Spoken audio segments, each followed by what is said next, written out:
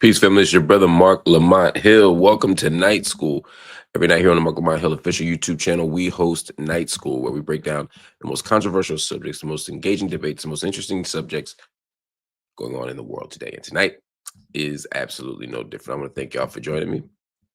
Again, I am your humble host, Marc Lamont Hill.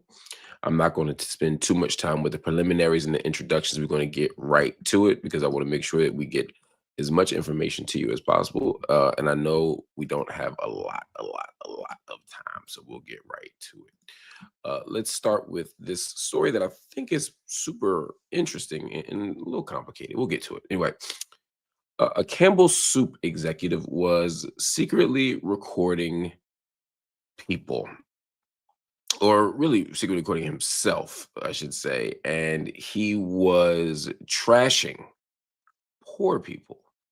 He was mocking coworkers, and he was clowning the very food that his company sells. And now the worker who reported him, not the worker doing all the foul stuff, but the worker who reported him, says that he was the one who got fired. The tape, more than 75 minutes long, captured Campbell's vice president and chief information security officer, Martin Bally, going off on a just disgusting, profanity-filled rant that was so wild that it now sits at the center of a new lawsuit. The recording was made by Robert Garza, a cybersecurity analyst who joined Campbell's last fall. He says he hit record on instinct during what was supposed to be a routine salary check-in. Instead, he says he got an hour of insults, confessions, and chaos that left him completely stunned.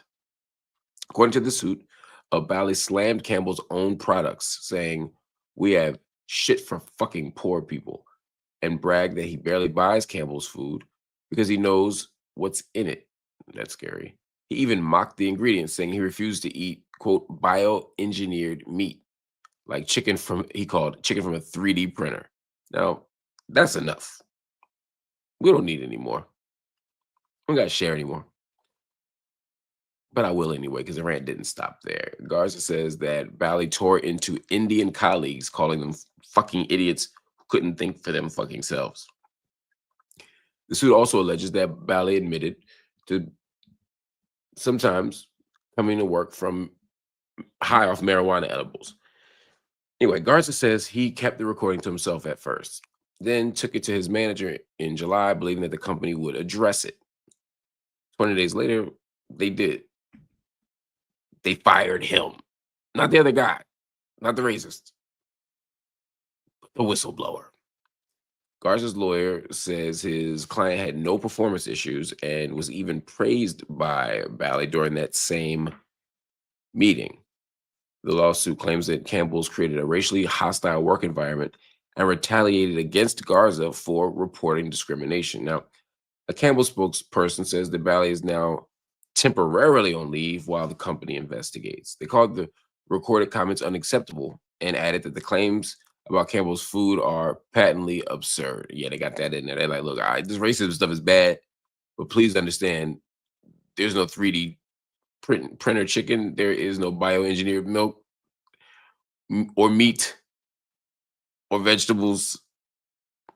We good over here. That's what they wanted to say. Anyway, Garza says he waited months with no follow-up from HR, lost his job, and spent 10 months trying to rebuild his career. Now, he believes he was punished for trying to protect others. His attorney says they're seeking justice and accountability. Now, let me say this. I don't know what actually happened. I just don't. I wasn't there. But this sounds pretty intense. First thing we want to think about is this idea of the whistleblower.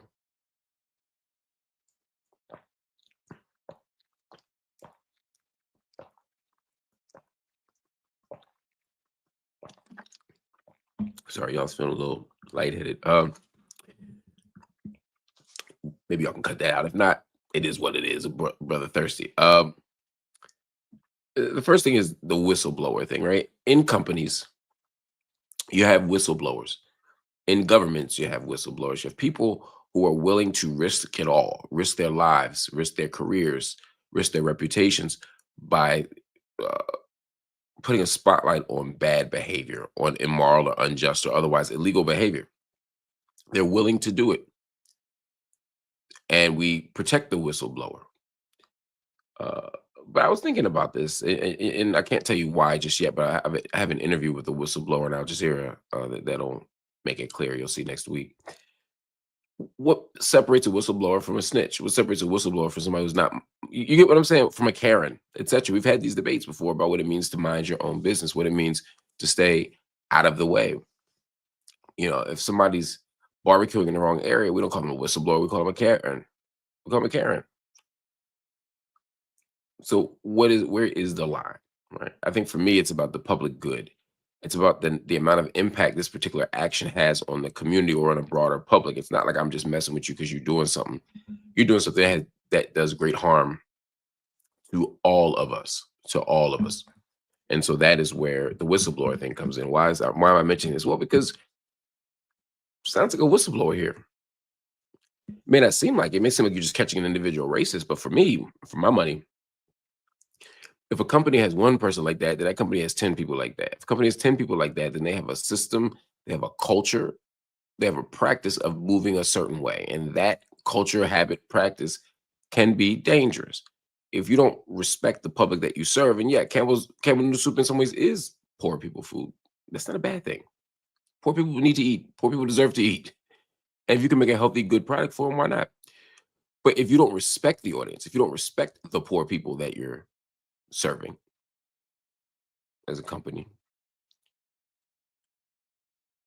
if you have antipathy toward these groups of people, and it's unashamed to a large extent, then I have no reason to believe that you're going to be acting in our best interests, even in the short term. I'd be worried. So there is a public good that might be protected here. If the company has a culture of, and let me be clear, this isn't like an assembly line worker. This is the vice president and chief information security officer. So this is a high-ranking executive. This is the C-suite. That's what I mean by culture. I'm not saying that if you have one assembly line worker who's racist, then everybody's racist. But come on. It's hard to be the only racist executive. I'm not convinced. I cannot be convinced, even more accurately, that there's not more of them. So that's why this is a bigger deal than you think. But yet still, all the company had to do was address it. They could have done disciplinary action against Martin Ballard. They could have suspended him pending an investigation. They did none of that. Now, again, I don't know. I wasn't there. I don't know what Campbell's angle is here. I don't know what they thought was going to happen. I don't know what they thought should happen. I don't understand what their game plan was. Maybe there's a missing element here that would make this all make sense. But as of now, with the information we have, Campbell they're in some trouble. They have a culture, they have a practice that needs to be addressed. Do I believe that they have fake meat, or do I believe that everybody there is racist? No, I don't actually. I think that, people talk trash, they vent, they say things that aren't exactly true in certain contexts. But again, that reveals something. That tells me something about you. That tells me something about who you are as a company. That tells me what you value. That tells me how you value it. All that stuff for me says something. And so I'm not letting you off the hook just because that ain't true if it's not true.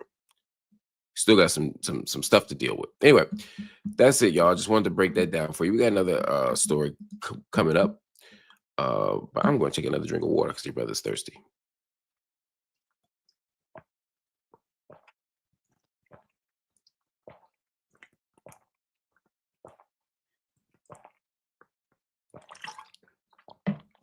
Somebody needs to give me a water deal. Somebody else needs to give me what else do I want? Energy drink deal. What else, y'all? We need some sponsorships up in this piece, man. I would take both of those. Both of those. Anyway, let's get to it, man. We got another story that I want to talk about, or I know y'all want me to talk about, so let's talk about it. Nicki Minaj. Nicki Minaj once again lit up the internet after calling her United Nations appearance a quote MAGA flex, doubling down on her growing allegiance with President Donald Trump and taking a fresh swipe at Jay-Z in the same breath. Now, her tweet came just days after she stood before world leaders in New York and thanked Donald Trump for focusing on what she called violent attacks on Christians in Nigeria. Nikki jumped on X in what is now a deleted post. Interesting. And she wrote, United Nations was a flex. I'm sorry, United Nations was a MAGA flex. Trump on the text. Y'all should be afraid of what I'm going to do next. Now, if you're a hip hop head, you know that she was flipping that old Jay-Z bar about Obama, a move that hits even harder because Nikki, as you may know or may not know, has been publicly jabbing at Jay-Z for months now. The line landed like a shot across the world. Politics and rap. So really two worlds were absolutely impacted by this. And I'll tell you why. Anyway, her UN speech ran only a few minutes, but it made waves. Nikki said that she was nervous, which I understand. She then thanked Donald Trump for prioritizing this issue and pushing for, quote, urgent action to defend Christians in Nigeria. She told the room that faith should never be a death sentence, and she framed the situation as a humanitarian crisis, not a political divide. We don't have to share the same beliefs in order to respect each other, she said. Agreed. Now, Ambassador Mike Waltz, he praised her as a principled artist who was using her fame to speak out against injustice. Nikki said she was honored to be trusted with a platform that big. She also thanked Donald Trump earlier this month for putting Nigeria on a watch list. Now, here's where it got interesting, and we've talked about this. Nigeria's government says the Trump team is exaggerating. And researchers say the violence in Nigeria is driven by politics, land, and economic instability more than it's being driven by religion. They warn that framing it as a Christian-only persecution oversimplifies a conflict in which Muslims, Christians, and entire communities have all suffered. Her weapons have already triggered backlash, celebration, and concern about how celebrity influence is being weaponized in an election cycle where every single vote will count. What happens next is whether Nikki keeps leaning into this new political persona, whether Donald Trump amplifies her even more, and whether her fans and critics reshape the conversation as the midterms heat up. I've been talking a lot about this, mainly because I've been asked to talk a lot about this. And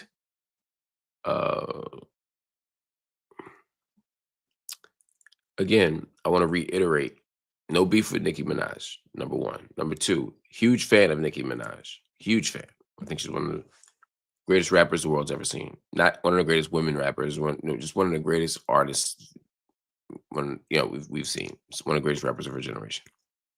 I also don't assume she's cynical here. I don't assume that she's doing this for some political angle or she's trying to get a pardon for somebody or other things. I don't assume that. It's all on the table as a possibility, as is for everybody. But we shouldn't hold Nikki to a different standard than anybody else. We shouldn't make our judgments more harsh or more prematurely than we do for anybody else. We shouldn't assume that this is about drugs or mental illness or all the other things that people online have said about her. We can't take anything off the table, but we shouldn't assume that that's what's happening here. Nikki could really care about this issue and could honestly be pushing this issue forward. Let's assume that that's the case. Let's assume that's the case. What she is echoing is a right-wing talking point. Now, there's nothing wrong with that if the right-wing talking point is correct. You shouldn't not say something or not fight for something just because Republicans care about it. Do what's right no matter what.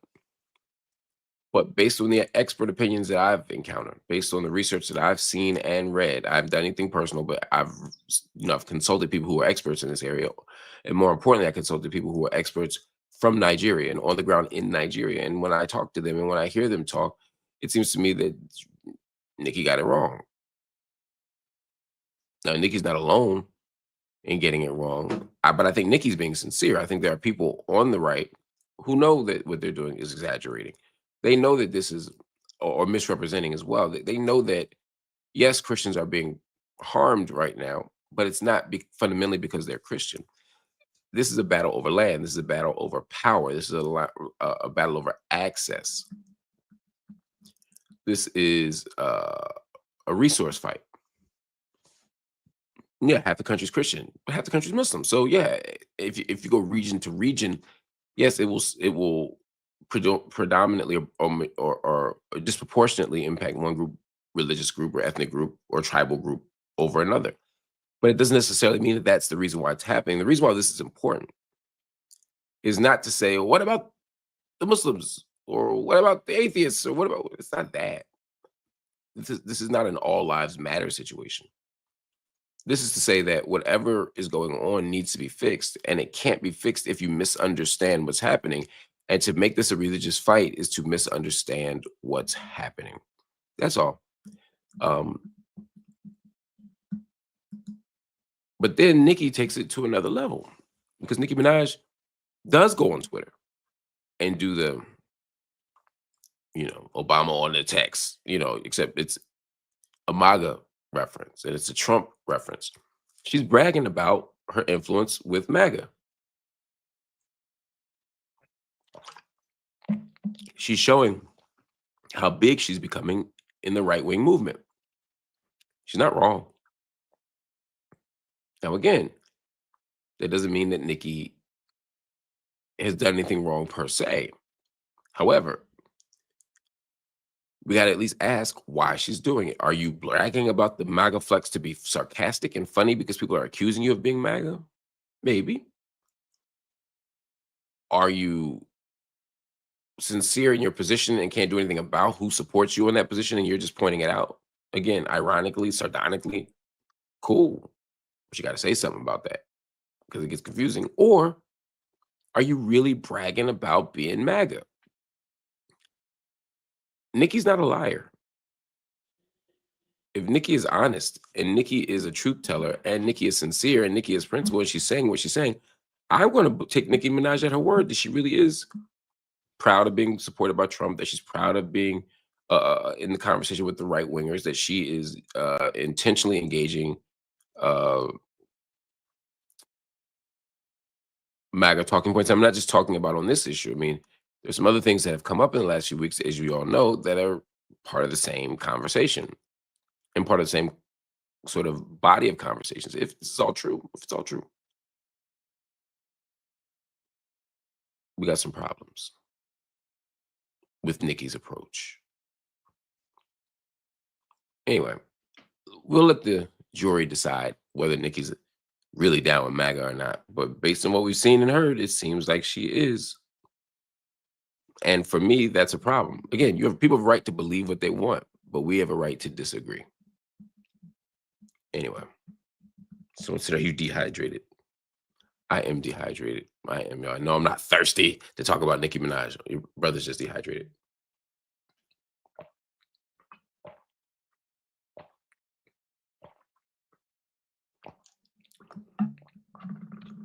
Anyway, man, if y'all give me one of them water sponsorships, I won't be up here all desperate and thirsty, man.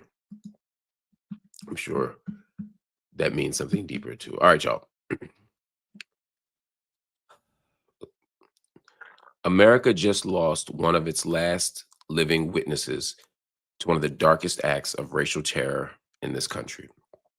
Viola Ford Fletcher, the oldest known survivor of the 1921 Tulsa Race Massacre, died today at 111 years old. Her family says she passed with a smile on her face, surrounded by love, and still carrying the weight of a story that this nation has spent a century trying to forget. Called Mother Fletcher by the community, she survived the night when a white mob burned Tulsa's Greenwood district to the ground. She was 7 years old when she saw Black families running for their lives, running for their homes, and running for their businesses, which were set on fire. She saw bodies in the streets. She saw gruesome amounts of racial terror. But she didn't stop there, locked in a position of pain. Instead, she spent the last years of her life telling the truth. She spent every year of her life telling the truth. And in her final days, even as she sued the city of Tulsa for its role in destroying what was known as Black Wall Street, she never stopped fighting. She never stopped forcing America to reckon with the past and to reckon with that truth. Uh, Now her passing leaves 111-year-old Leslie Benningfield Randall as the only living survivor. Now, Randall told the family that she loved Mother Fletcher and was heartbroken that she couldn't be by her side. Their brother in struggle, Hughes Van Ellis, died last year at 102 years old. These three elders carried the memory of a massacre that authorities tried to erase with lies, with silence, and with denied insurance claims that were worth millions of dollars in today's money. The massacre began, if you don't know, when a white lynch mob formed uh, because there were false rumors that a Black teen had assaulted a white girl in an elevator. By the next morning, Greenwood was reduced to rubble. Churches, schools, hospital, more than 1,000 Black homes, all gone. And for decades, the city offered no repair and no apology. Even a century later, the survivors' search for justice has hit wall after wall after wall. The Oklahoma Supreme Court dismissed their lawsuit back in June, and the Department of Justice said this year it cannot pursue criminal charges because the perpetrators are long dead and the statute of limitations has expired. Yet the trauma still lives in families who lost everything. And now Tulsa officials are proposing a private trust worth more than $100 million to invest in housing, culture, and education.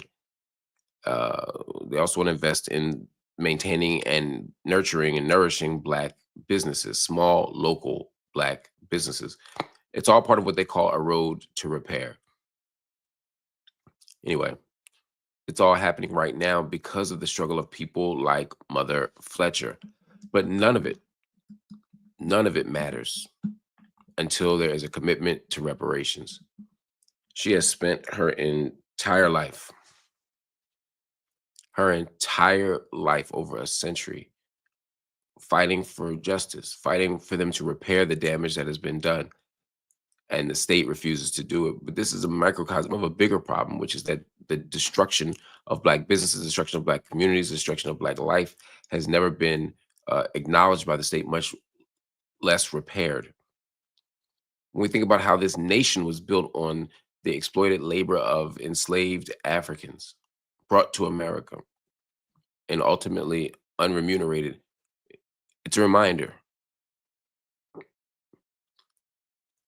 We saw what Black Wall Street was, and we can only imagine what Black Wall Street could have been.